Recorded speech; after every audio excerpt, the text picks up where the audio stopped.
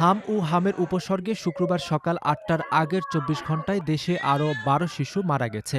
এর মধ্যে ৪ শিশুর হাম শনাক্ত হয়েছিল।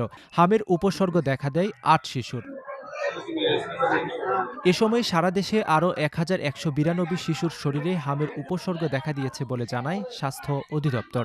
নিশ্চিত হাম শনাক্ত হয়েছে ১১১ শিশুর শরীরে। ১৫ই মে শুক্রবার পর্যন্ত মৃত্যু ও আক্রান্তের সংখ্যা এটি। সব মিলিয়ে গত ১৫ই মার্চ থেকে হামের উপসর্গে দেশে ৩৭৭ শিশুর মৃত্যুর তথ্য জানা গেছে। এ সময় হাম শনাক্তের পর মারা গেছে ৭৪ শিশু। মোট ৪৫১ শিশুর মৃত্যু হয়েছে।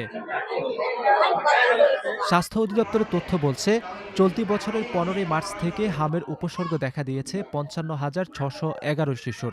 এ সময় হামের উপসর্গ নিয়ে হাসপাতালে ভর্তি হয়েছে ৪০,১৭৬ শিশু। তবে এর মধ্যে সুস্থ হয়ে হাসপাতাল থেকে বাড়িতে ফিরেছে ৩৬,০৫৫ শিশু। গত ১৫ই মার্চ থেকে দেশে ৭,৪১৬ শিশুর শরীরে হাম শনাক্ত হয়েছে বলেও জানিয়েছে স্বাস্থ্য অধিদপ্তর।